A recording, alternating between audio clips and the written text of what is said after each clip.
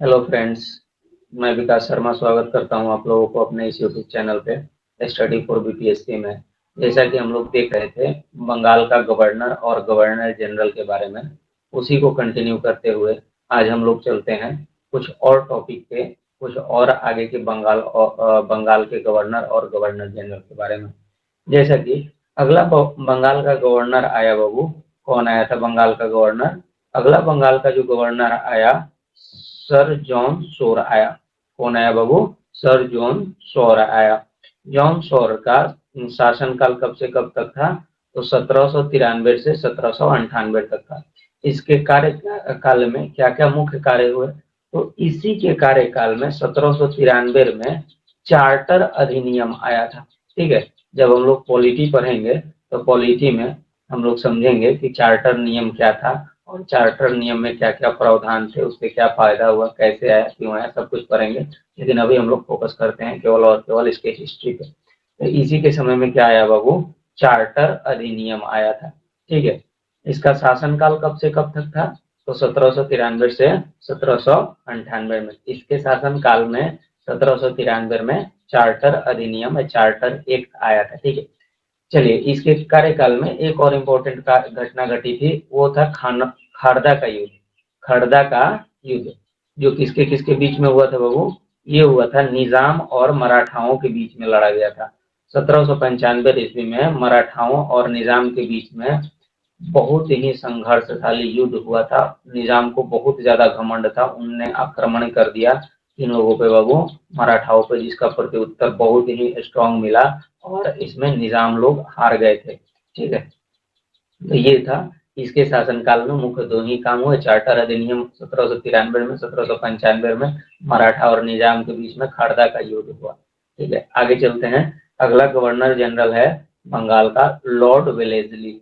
Lord Wellesley को बाबू हम लोग यूरोपीय कंपनी का, या ये बोले कि ईस्ट इंडिया कंपनी का जो व्यवस्थापक था, जो उसके पूरा विस्तार करने का जो नीति था, इसके कार्यकाल में सफल हुआ। ज्यादातर ज्यादातर कैसे हुआ, आगे हम लोग देखेंगे।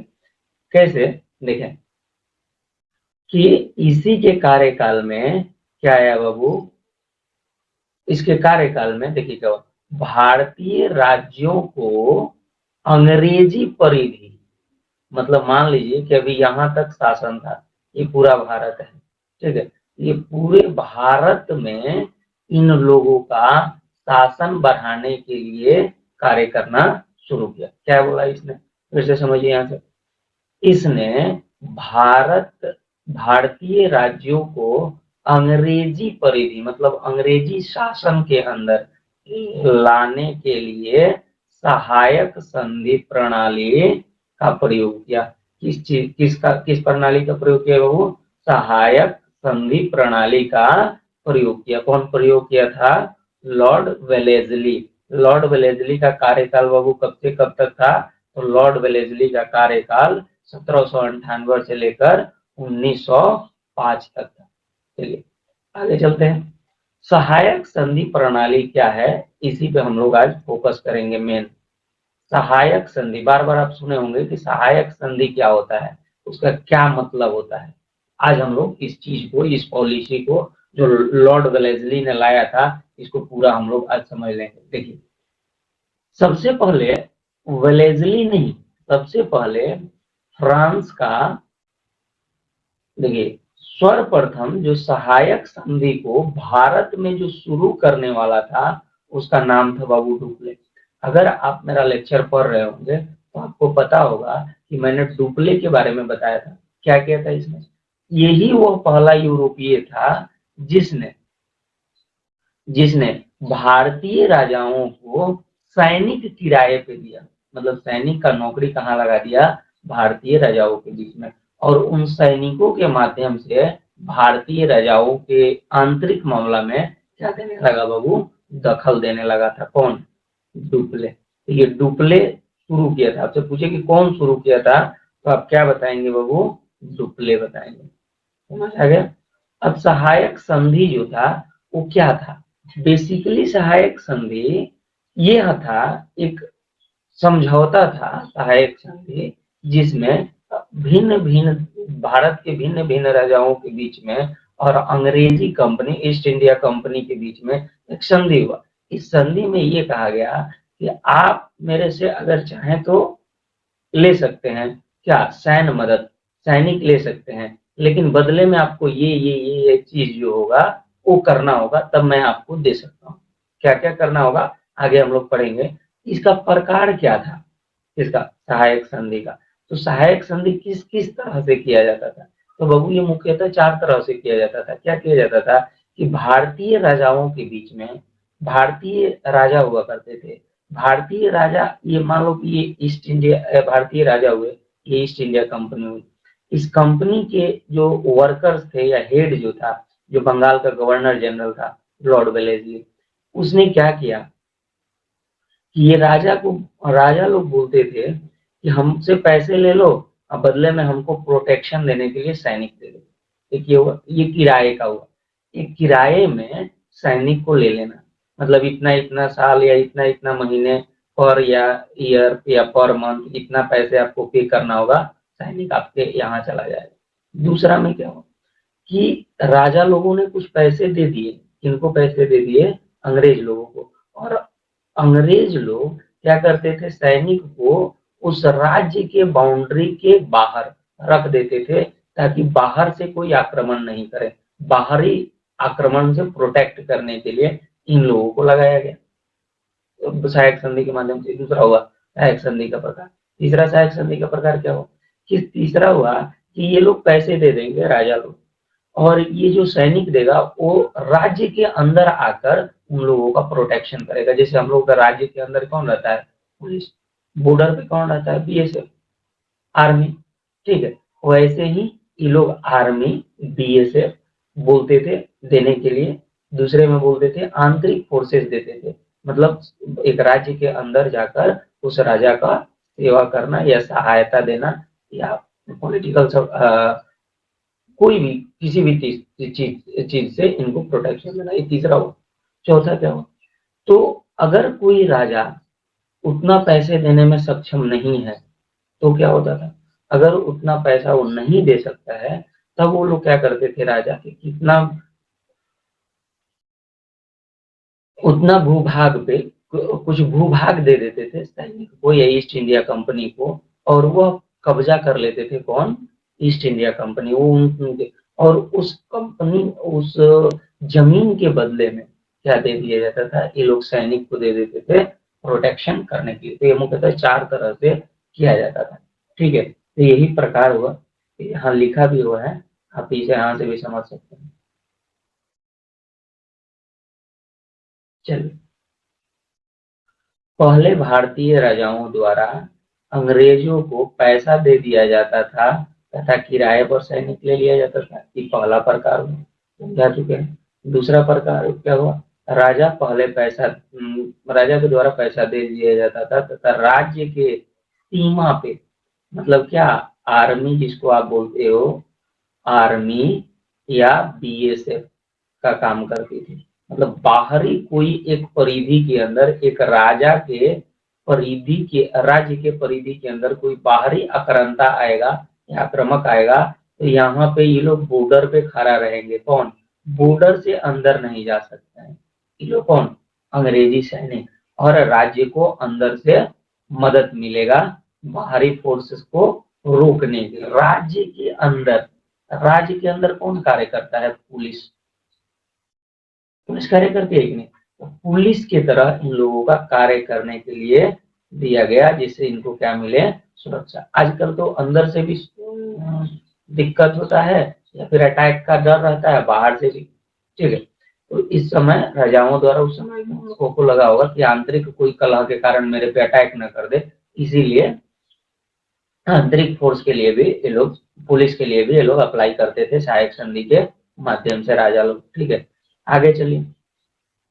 अगर राजाओं द्वारा पैसा देने में असमर्थ होते थे, अगर राजा पैसा नहीं दे पाते थे, तब वो लोग क्या करते थे बाबू, तब वो लोग करते क्या थे, अपने कुछ भूमि को दे देते थे।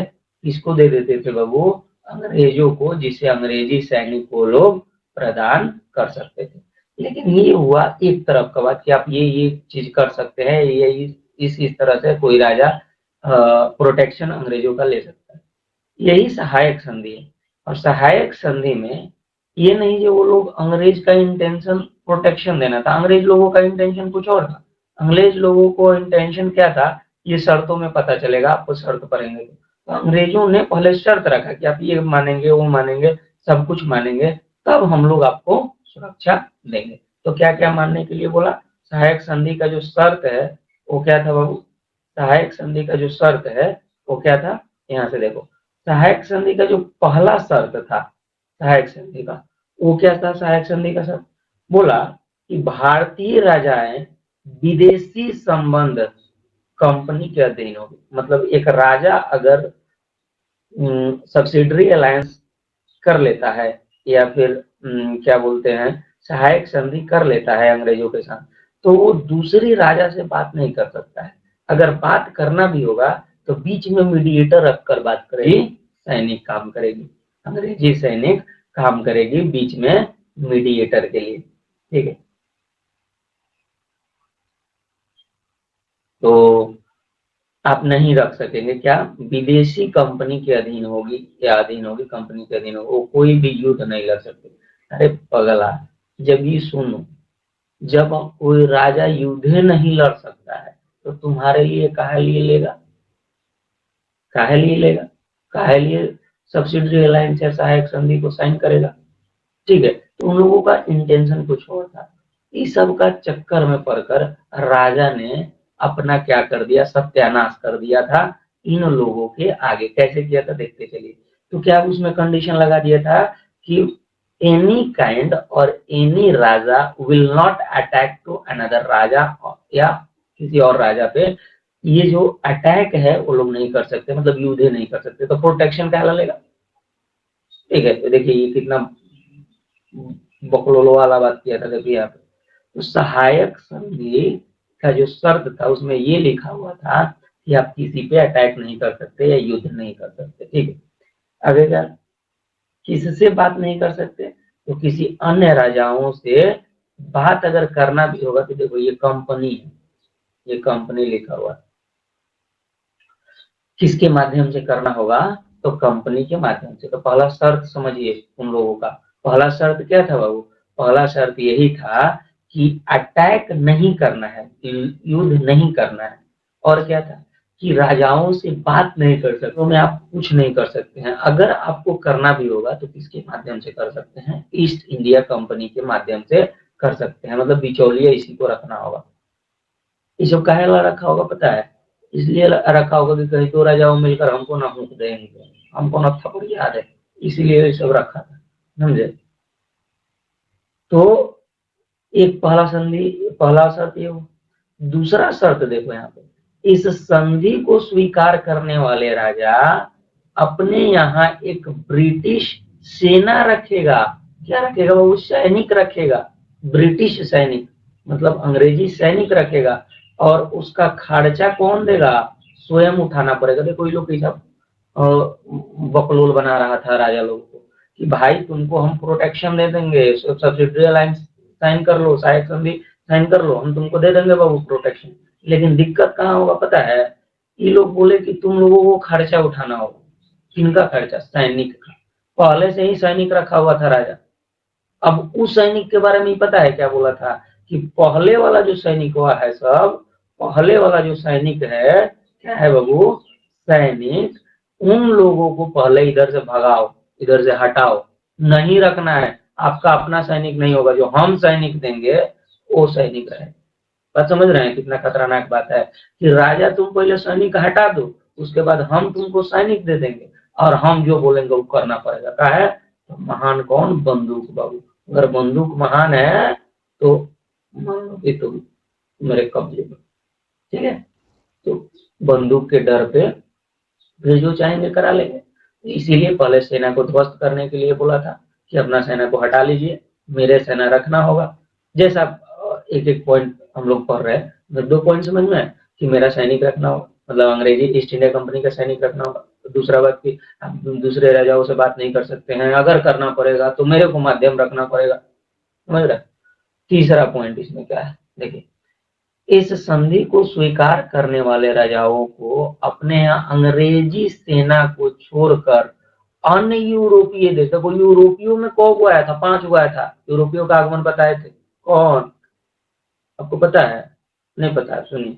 तो पहला कौन है, पुर्तगाल, उसके बाद डच, उसके बाद अंग्रेज, तब डेनिश, तब कौन, फ्रांसीसी, पढ़ाए थे, ठीक है।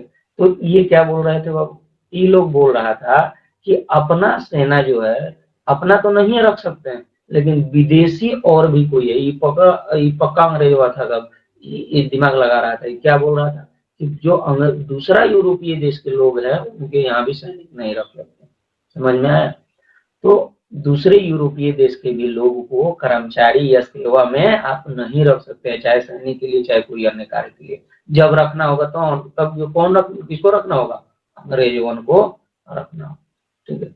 आगे चलिए, इस संधि को स्वीकार करने वाले राजाओं को एक ब्रिटिश रेजिडेंट रखना होगा, क्या रखना होगा बाबू, ब्रिटिश रेजिडेंट। अभी सुनो का है, ये ब्रिटिश रेजिडेंट ना, हम लोगों के गांव में जैसे चौधरी होता है उसको सब पता होता है, वही है, क्या ये कर लो, वैसा कर दो, यहाँ कर दो, वहां कर दो।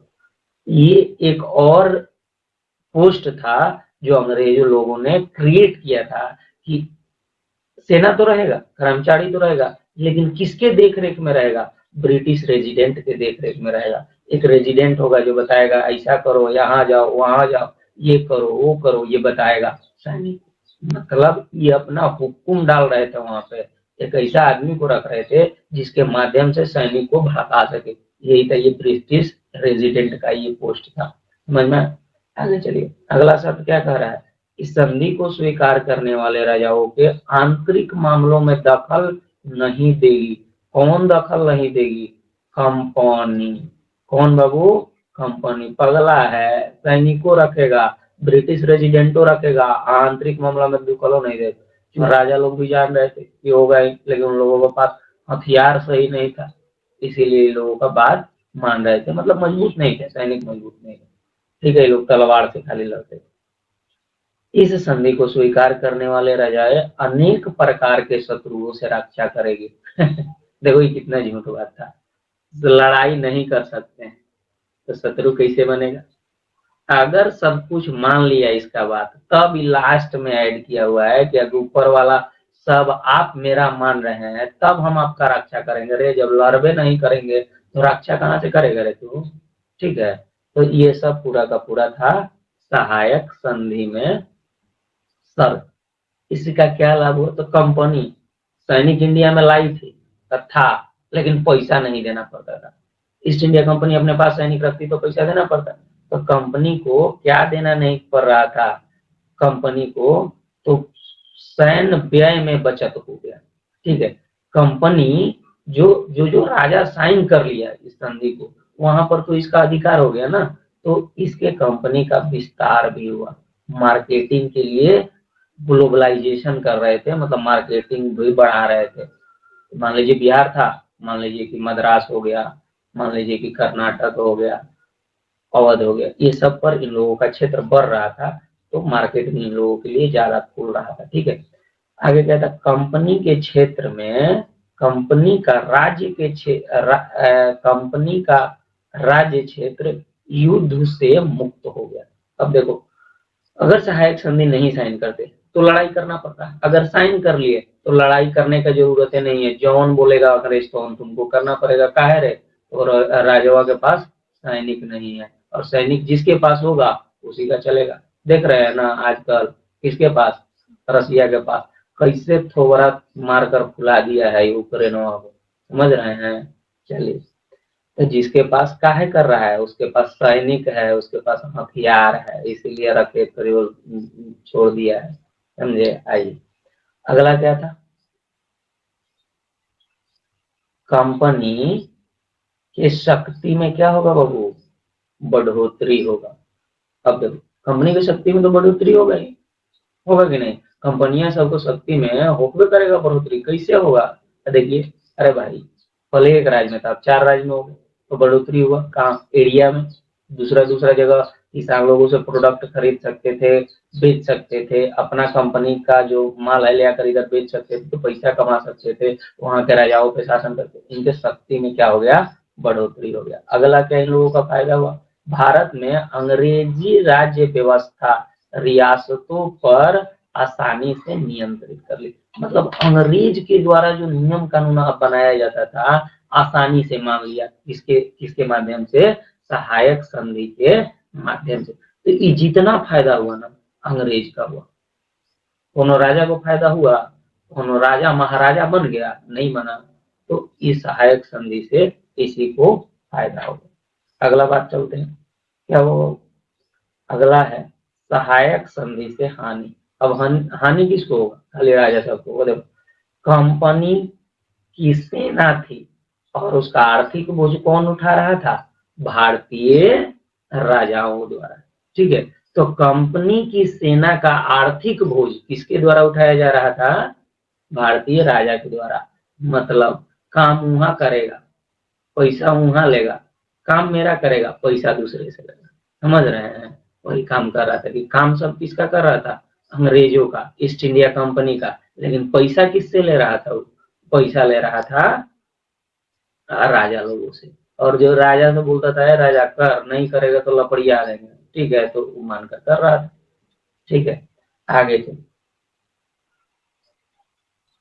भारतीय राजाओं के आसान अपनी सैनिक शक्ति का पतन हो गया। देखिए यही सबसे बड़ा पॉइंट है, न सैनिक रहेगा न लड़ाई होगा, और जो सबके पास सब्सिडरी अलायंस के बाद जो सैनिक चला गया था राजा के पास, तो वो तो अंग्रेजी सैनिक था, अपना सैनिक हटाइए दिया था, दूसरे यूरोपीय सैनिक रखने नहीं दिया था, क्योंकि शर्त में नहीं दिया हुआ था, बात समझ रहा है।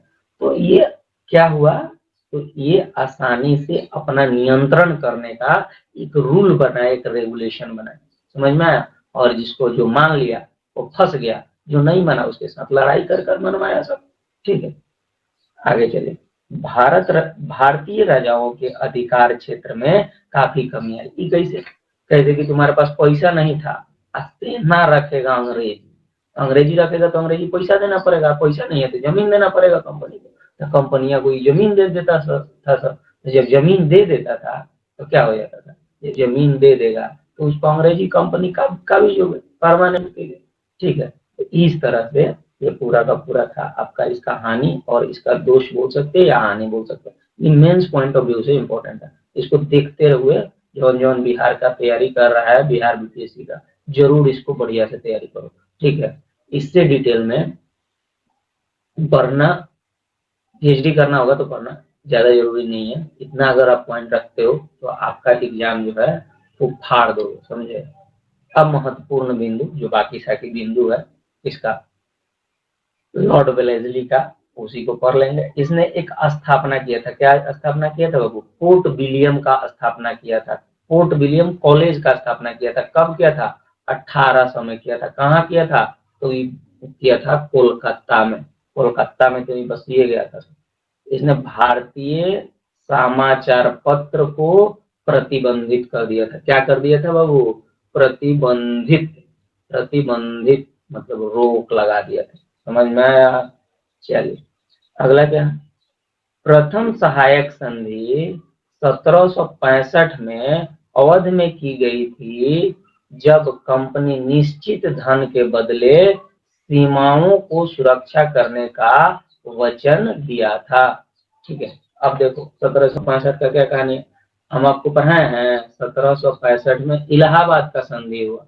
अब अच्छा यहाँ से शुरू कीजिए, बक्सर का युद्ध पढ़े हो, नहीं पढ़े हो तो पिछले वीडियो में जाकर पढ़ो, क्या था बक्सर का युद्ध, तो बक्सर का युद्ध 1764 में लड़ा गया, 64 में किसके किसके, हेक्टर मुनरो था अंग्रेजी सेनापति, और ये लोग कौन कौन थे, तो ये लोग अवध के नवाब सुजाउद्दौला, शाह आलम द्वितीय मुगल सम्राट, और कौन था बाबू, मीर कासिम, तीनों ने मिलकर अटैक किया था किस पे, हेक्टर मुनरो पे, मुंह की खानी पड़ी थी, लद्दे लतिया लतिया मारा था, इन लोगों को मरिए गया, कौन, अंग्रेज, हेक्टर मुनरो जीत गया, और जब जीता तो ये लोग संधि किया, कब संधि किया था बाबू, 1765 में, किसके साथ संधि हुआ? दो संधि हुआ, इसे इलाहाबाद का संधि भी कहा जाता है, ठीक है। और दो इसमें संधि हुआ था, एक अवध के नवाब के साथ हुआ, एक अवध के नवाब के साथ हुआ सुजाउदौला के द्वारा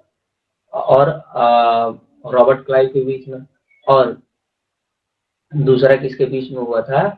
दूसरा हुआ था तुम्हारा शाह आलम द्वितीय और रॉबर्ट क्लाइव के बीच में हुआ था। इसमें क्या हुआ था कि शाह आलम द्वितीय ने पूरे देश में या पूरे जहां जहां मुगल सम्राट का शासन हुआ करता था वहां उसको दे दिया व्यापार करने के लिए सम्मति, और अवध में भी दे दिया। इसी अवध को प्रोटेक्शन देने के लिए क्या किया था 1765 में? ये बोला था कि ठीक है आप जीत गए, अपना सैनिकों हमको दीजिएगा, अगर दीजिएगा तो दीजिए और बदले में कुछ पैसा ले लीजिए। और पैसा लेकर क्या किया था बाबू?